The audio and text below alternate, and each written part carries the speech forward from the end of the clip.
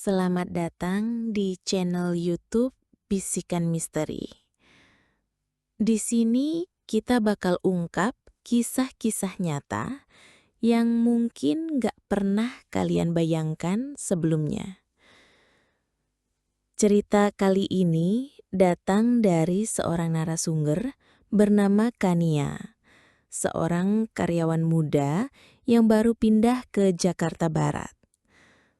Awalnya semua terasa normal, sampai akhirnya setiap jam 1 malam, pintu kamar kosnya selalu terbuka sendiri. Dan terdengar suara lirih yang minta izin. Boleh ikut tinggal. Cerita ini gak cuma bikin bulu kuduk merinding, tapi juga bikin kita mikir, seberapa jauh kesepian bisa menarik sesuatu yang gak kasat mata? Nyalain lampu, tarik selimut, dan pastiin gak ada yang berdiri di belakang kalian sekarang. Karena inilah kisah nyata dari Kania tentang kos horor di Palmerah. Gue baru pindah ke Jakarta Barat buat kerja. Waktu itu gue dapet tawaran kerja di daerah Slipi. Dan karena ini pekerjaan pertama gue setelah lulus kuliah, gue bener-bener bertekad buat hidup mandiri. Udah capek ngerantau tapi masih nebeng di rumah saudara. Makanya gue cari kosan yang dekat kantor, murah, dan nyaman. Setelah muter-muter beberapa hari, akhirnya gue nemu satu kosan di daerah Palmerah. Letaknya di gang kecil, tapi aksesnya gampang, masih bisa jalan kaki ke stasiun. Sekitarannya juga lumayan rame, ada warteg, Indomaret, tempat laundry, pokoknya semua kebutuhan dasar aman lah. Kosan ini gak terlalu besar, 2 lantai, total ada sekitar 10 kamar. Penghuninya campur, tapi dominan cowok-cowok kerja kantoran. Yang jaga ibu kos, orangnya ramah dan bawel, tapi gak terlalu ikut campur, gue suka itu. Kamar yang gue dapat ada di pojok lantai 2. Pas pertama kali lihat, gue langsung ngerasa cocok. Kamarnya bersih, lantainya keramik, temboknya putih meski udah mulai agak kusam. Tapi gak ada bau aneh dan udaranya adem. Kasurnya tipis, tapi masih oke lah buat tidur sendiri. Ada lemari kayu tua di pojok sama meja kecil yang udah agak miring.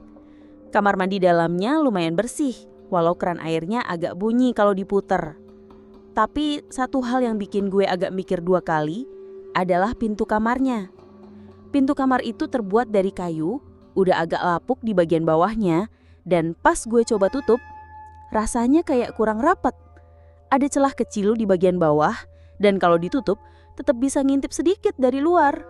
Gue coba tanya ke ibu kos, katanya emang begitu dari dulu, karena kusennya udah miring.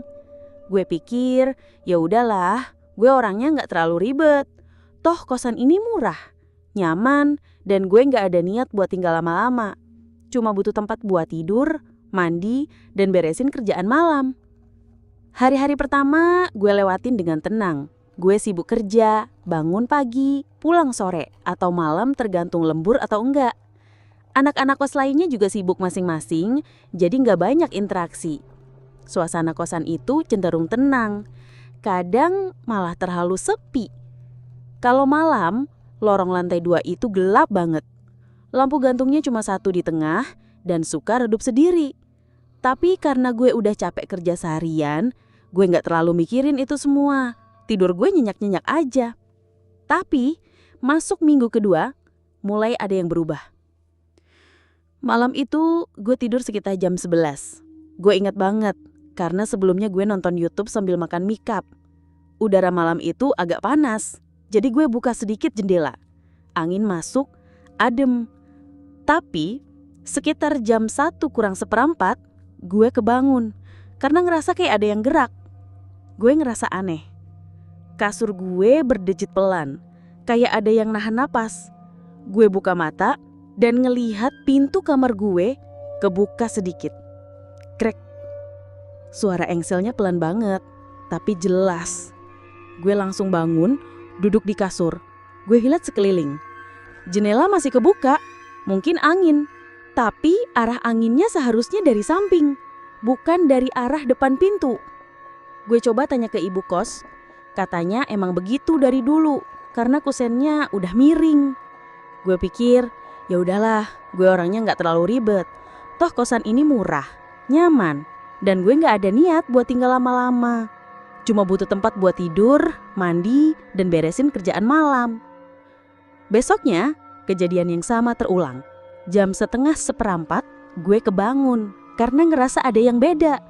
Dan pas gue buka mata, pintu kamar gue lagi-lagi kebuka sedikit. Ember air masih di depan pintu, tapi kayaknya bergeser dikit. Nggak tumpah, tapi posisinya udah nggak kayak tadi malam. Gue mulai ngerasa ada yang aneh. Tapi tetap mikir logis, mungkin ada getaran, atau embernya emang gak cukup berat. Malam ketiga, gue mulai waspada. Gue nyiapin HP gue buat direkam sepanjang malam. Gue taruh di meja, kamera ngadep ke arah pintu. Gue tidur dengan lampu nyala, karena gue mulai gak tenang. Dan jam 1 tepat, gue kebangun lagi.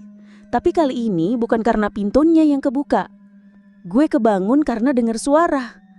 Pelan banget, lirih kayak bisikan, suara perempuan. Boleh ikut tinggal? Gue diem, badan gue kaku, napas gue tertahan. Suaranya benar-benar jelas, tapi anehnya gak ada siapa-siapa di luar kamar. Gue ngelirik ke arah pintu, dan bener aja, pintunya kebuka lagi. Gue gak langsung bangun, gue diem. Nahan napas, nunggu kalau ada gerakan. Tapi nggak ada. Cuma suara itu. Satu kalimat itu diulang pelan, lalu hening. Akhirnya gue bangun pelan-pelan, matiin rekaman HP, dan lihat hasilnya. Tapi suara itu nggak terekam sama sekali. Gue ulang-ulang videonya, zoom, tingkatin volume. Tapi benar-benar bersih. Gak ada apa-apa. Padahal gue yakin 100%. Suara itu benar-benar ada. Gue dengar dengan telinga gue sendiri. Sejak saat itu, gue gak bisa tidur nyenyak lagi. Tiap malam, gue selalu bangun sekitar jam 11. Pintu kamar selalu kebuka. Kadang sedikit, kadang setengah. Ember air udah gak cukup buat nahan. Gue sempat nyumpel celah pintu pakai kain basah. Tapi tetep, entah kenapa, selalu ada celah kecil yang bikin pintunya bisa kebuka. Yang paling bikin gue makin takut adalah tiap pintunya kebuka, udara di kamar jadi dingin banget. Dingin yang beda dari AC atau angin malam. Rasanya lembab dan berat. Kayak ada yang berdiri di depan pintu ngelihatin gue tidur. Gue sempat tanya ke anak kos sebelah, namanya Roni. Tapi dia bilang gak pernah ngalamin apa-apa. Malah dia bilang, paling lu kecapean bro, halusinasi tuh. Gue pengen percaya. Tapi suara itu terlalu nyata buat dibilang halusinasi. Gue mulai catat semua kejadian itu di notes HP gue. Gue tulis jam kejadian, posisi pintu, rekaman yang gagal, dan apa yang gue rasain. Tujuannya biar gue bisa lihat pola atau mungkin ngerti maksud dari kejadian ini. Tapi makin gue cari tahu, makin gue ngerasa kamar ini memang bukan kamar biasa. Dan malam keempat adalah malam di mana suara itu bukan cuma bisikan. Dia mulai datang lebih dekat. Tapi itu cerita buat nanti. Malam keempat, gue tidur lebih cepat dari biasanya. Badan gue lelah banget, karena siangnya gue harus lembur dan berdiri hampir seharian. Tapi di balik kelelahan itu, ada rasa was-was yang terus menghantui. Sejujurnya, gue mulai takut tidur. Rasa takut itu bukan cuma karena suara itu, tapi karena gue gak ngerti apa yang sebenarnya terjadi. Pikiran gue makin liar. Gimana kalau ini bukan halusinasi? Gimana kalau emang ada sesuatu yang tinggal bareng gue? Sebelum tidur, gue sempet baca doa. Entah kenapa gue ngerasa perlu banget malam itu. Lampu kamar gue nyalain terang. Bahkan TV kecil di pojok kamar gue hidupin biar ada suara. Gue pikir mungkin kalau kamarnya enggak sepi-sepi banget, si suara itu enggak bakal datang lagi. Tapi semua usaha gue malam itu gagal total. Jam 1:05 gue kebangun lagi. Bukan karena suara, tapi karena dingin. Bukan dingin AC, tapi dingin yang meresap ke tulang. Gue tidur pakai kaos dan celana pendek dan udara malam itu benar-benar beda. Lebih lembab, lebih berat. Hidung gue kayak nyium bau apek, kayak bau lemari tua yang udah lama gak dibuka. Bau yang asing. Gue bangun perlahan. Badan gue berat. Selimut masih nyelimutin kaki gue. Tapi tangan gue menggigil. Gue ngeliat ke arah pintu dan ya, lagi-lagi kebuka. Tapi kali ini kebukanya lebih lebar. Hampir setengah. Dan dari arah pintu itu, suara itu muncul lagi. Boleh ikut tinggal? Suaranya bener-bener pelan tapi jelas. Rasanya kayak diucapin tepat di luar pintu. Gue refleks langsung bangun dan ngarahin senter HP ke arah lorong luar. Tapi yang gue lihat cuma lorong gelap. Lampu lorong udah mati dari beberapa hari lalu, katanya korslet. Belum sempat dibenerin ibu kos. Gue pikir mungkin kalau kamarnya nggak sepi-sepi banget, si suara itu nggak bakal datang lagi. Tapi semua usaha gue malam itu gagal total. Jam 1:05, gue kebangun lagi.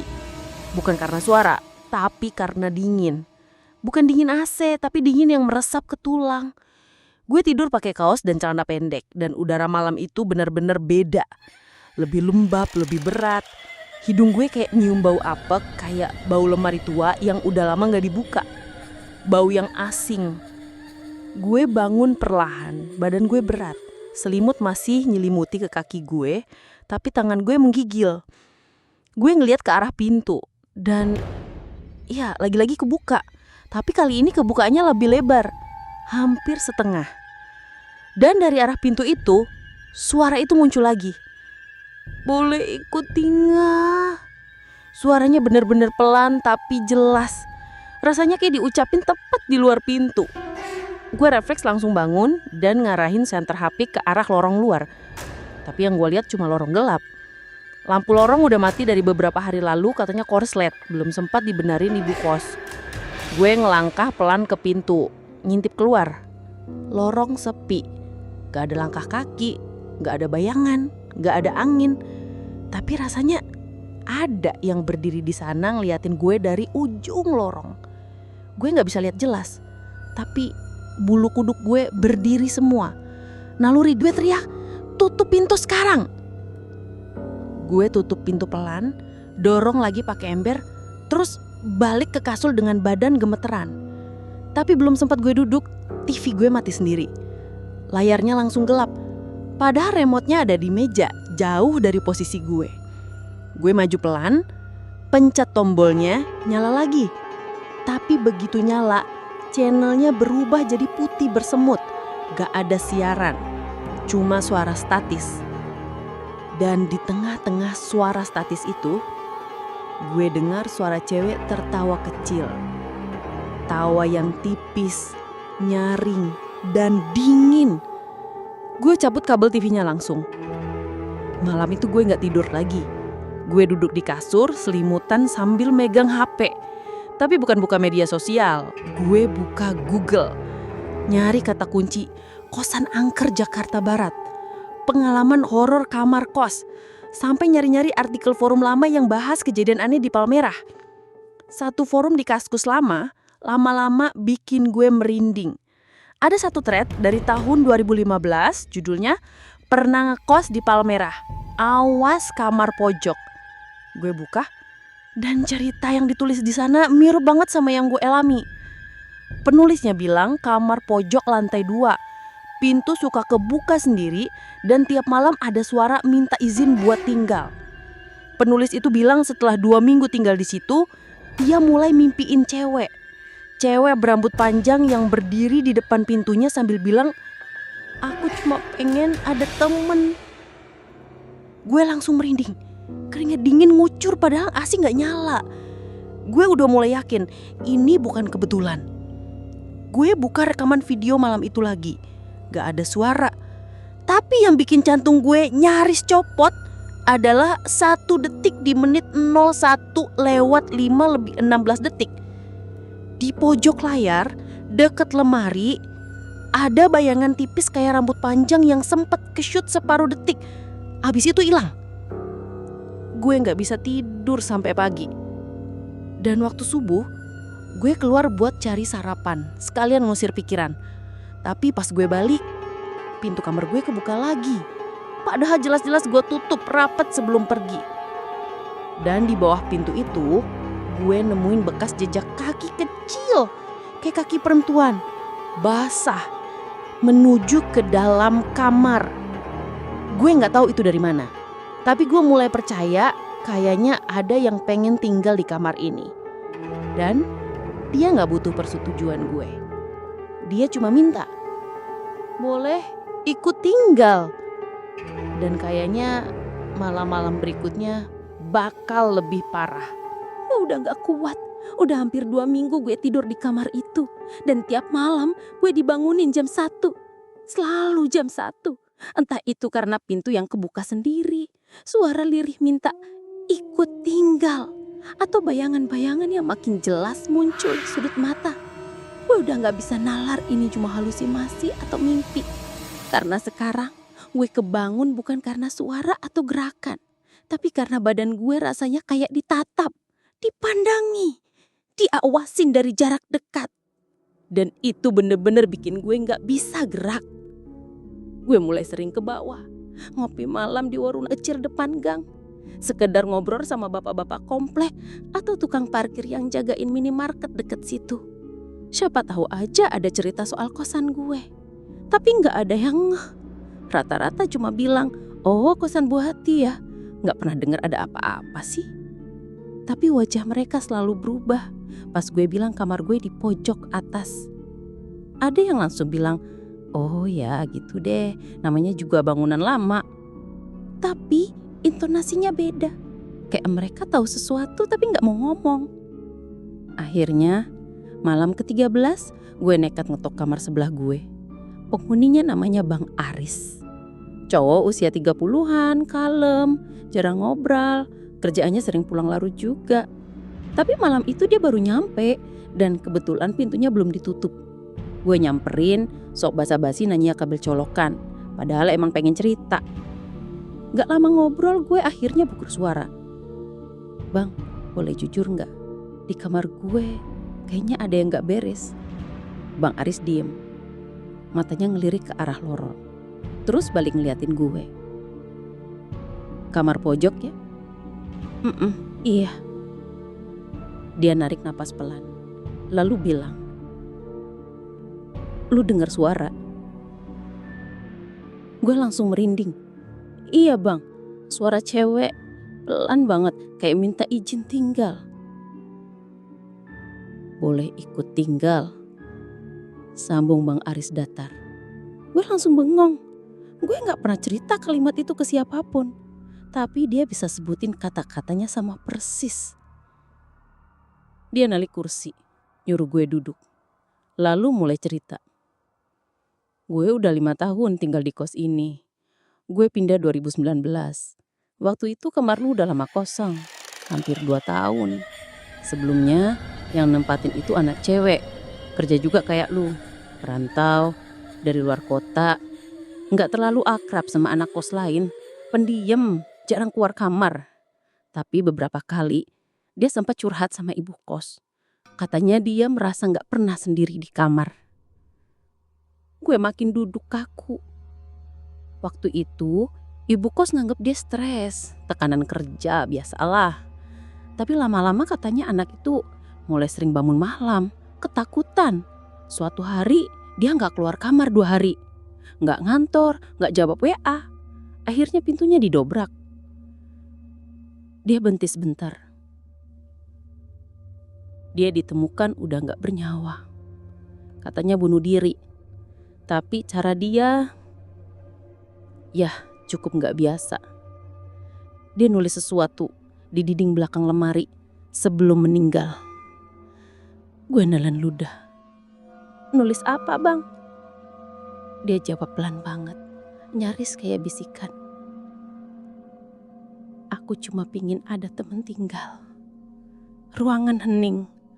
Gue rasa perut gue mual, kepala gue ringan. Itu kalimat sama kayak suara yang sering gue dengar tiap malam. Dan lebih parahnya, kalimat itu juga muncul di mimpi gue 2 malam lalu. Cewek rambut panjang berdiri di sudut kamar sambil bilang, "Aku kesepian, boleh ikut tinggal." Bang Aris ngelanjutin, katanya setelah kejadian itu, kamar itu sempat dikosongin. Tapi karena banyak yang nanya soal kamar kosong dan ibu kos butuh pemasukan, akhirnya dipakai lagi. Tapi hampir semua penghuni yang nempatin kamar itu gak pernah betah lama. Ada yang bilang sering sakit, ada yang mimpi buruk, bahkan ada yang tidur sambil jalan tengah malam dan berdiri di depan pintu kamar orang. Gue makin panik. Tapi ada satu bagian dari cerita Bang Aris yang bikin bulu kuduk gue bener-bener naik. Katanya cewek itu dulu suka nulis di buku diary. Dan setelah dia meninggal, ibu kos nemuin diary itu di bawah kasur. Isinya banyak halaman kosong, tapi beberapa tulisan yang bisa dibaca. Semuanya soal keinginan punya teman. Dia nulis, "Kos ini sunyi. Aku pikir Jakarta rame, tapi di sini malah lebih sepi dari kampung. Aku cuma pengen ada yang nemenin aku ngobrol, tidur, atau diem pun gak apa-apa. Aku cuma pengen ada yang tinggal sama aku." Gue gak bisa ngomong apa-apa malam itu. Gue cuma diem, duduk di kursi kayu Bang Aris sambil ngerasain keringet dingin ngucur dari belakang leher. Pikiran gue muter terus. Haruskah gue pindah? Tapi kalau gue tinggalin kamar itu sekarang, apa dia bakal ikut? Apa justru dia bakal marah karena gue ninggalin dia sendirian lagi? Bang Aris cuma bilang satu hal sebelum gue pamit balik ke kamar. Kalau malam ini dia datang lagi, lu jangan jawab apapun. Jangan bilang iya, tapi juga jangan bilang enggak. Biarin aja dia ngomong sendiri. Jangan tanggepin, karena dia cuma pingin tahu siapa yang cukup sepi buat dia tempatin. Dan malam itu gue gak bisa tidur sama sekali. Karena jam 1 dini hari, pintunya kebuka lagi. Dan suara itu bukan cuma minta, "Boleh ikut tinggal." Dia ulang berkali-kali dan makin lama suaranya kayak lebih dekat, lebih berat dan makin maksa. "Boleh ikut tinggal, boleh ikut tinggal, boleh ikut tinggal." Malam itu gue duduk di ujung kasur. Tubuh gue udah dingin dari tadi. HP ada di tangan kanan, senter udah aktif. Tapi cahaya dari layar gak banyak membantu karena ruangan terasa lebih gelap dari biasanya. TV gak gue nyalain, gue takut suara statis itu muncul lagi kayak 2 malam lalu. Jam digital di meja kecil di samping kasur perlahan menunjukkan angka 12:59. 1 menit sebelum semuanya biasanya dimulai. Tangan gue gemetar. Tapi malam ini, entah kenapa gue ngerasa harus ngadepin langsung. Ini udah terlalu lama. Terlalu sering gue pura-pura gak denger, gak lihat, dan gak ngerasa. Tapi malam ini, gue bakal denger semuanya. Jam 1 tepat. Krek. Pintu kamar gue kebuka lagi. Kali ini perlahan banget. Seolah-olah ada tangan yang norongnya dari luar. Kayu tuanya berderit dan terbuka setengah. Celah pintunya ngasih cukup ruang buat lihat lorong yang gelap. Tapi ada sesuatu yang beda. Gue ngeliat bayangan. Jelas banget. Seperti sosok wanita berdiri diam di depan pintu tapi gak masuk. Cuma berdiri di situ, gak gerak. Dan saat itu, suara itu keluar lagi. "Boleh ikut tinggal?" Suaranya makin jelas, lebih nyata dari malam-malam sebelumnya. Bukan lagi bisikan, tapi kayak suara yang ada beneran di depan pintu. Gue kaku, badan gue gak bisa digerakin. Tapi gue ingat kata-kata Bang Aris, jangan jawab apapun. Gue tutup mata, gue diem, tapi suara itu makin deket. Boleh ikut tinggal. Aku cuma pengen teman. Kenapa gak dijawab?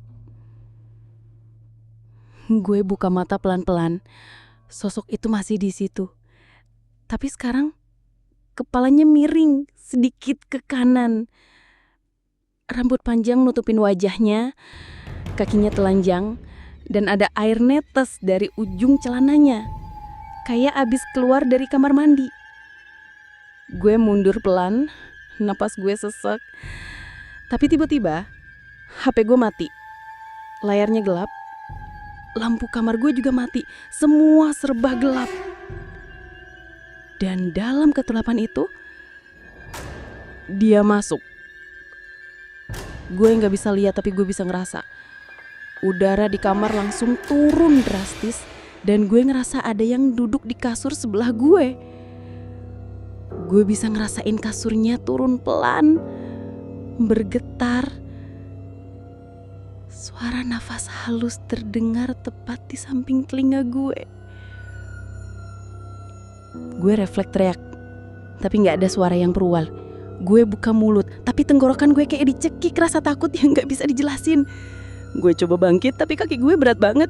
Mata gue cari arah pintu, dan di sana pintunya tertutup rapat. Seseorang udah nutup pintu dari dalam. Gue pingsan malam itu. Gue baru sadar pagi hari pas pintu kamar diketok keras-keras sama ibu kos dan Bang Aris. Mereka ngira gue kenapa-napa karena ada anak kos yang denger gue jerit pelan-pelan jam 3 subuh. Pas mereka masuk, gue masih di kasur, pucat, keringetan, dan HP gue nge-freeze di mode kamera yang masih menyala dari semalam. Gue cuma ngomong satu kalimat waktu itu. Dia udah masuk. Hari itu juga gue langsung keluar dari kosan. Gak nunggu lama, baju gue tinggal, isi lemari gue tinggal. Gue cuma bawa tas ransel isi laptop dan dompet. Gue bahkan gak pamit secara resmi sama ibu kos. Yang penting gue cabut. Seminggu setelahnya gue masih mimpiin dia. Cowok itu rambut panjang, baju putih, telanjang kaki, matanya kosong. Tapi sekarang dia udah gak nanya boleh ikut tinggal atau enggak. Dia cuma duduk di pojok kasur sambil nunduk dan tersenyum. Seolah-olah udah yakin kalau dia udah berhasil ikut. Gue pindah ke kosan lain, jauh dari situ. Tapi sampai sekarang, setiap jam 1 malam, gue masih ngerasa pintu kamar gue agak bergerak sedikit. Dan kadang gue masih denger bisikan kecil dari balik pintu. Makasih ya, udah ngajak aku tinggal. Itulah kisah nyata dari Kania. Sejak kejadian malam itu, hidupnya gak pernah sama lagi. Dia sudah pindah dari kos tersebut. Tapi sampai hari ini, tiap jam 1 malam, dia masih sering kebangun. Bukan karena takut, tapi karena dia ngerasa ada yang duduk diam di ujung kasur. Gimana menurut kalian? Apakah sosok itu beneran cuma kesepian? Atau memang ada alasan kenapa kamar pojok itu nggak pernah bisa ditinggali lama? Tulis pendapat kalian di kolom komentar. Dan kalau kalian suka cerita-cerita horor nyata seperti ini, jangan lupa like, komen, dan subscribe channel Bisikan Misteri. Biar kalian gak ketinggalan cerita-cerita angker lainnya yang mungkin lebih dekat dari yang kalian kira. Terima kasih udah nonton. Dan hati-hati kalau pintu kamar kalian tiba-tiba kebuka sendiri jam 1 malam.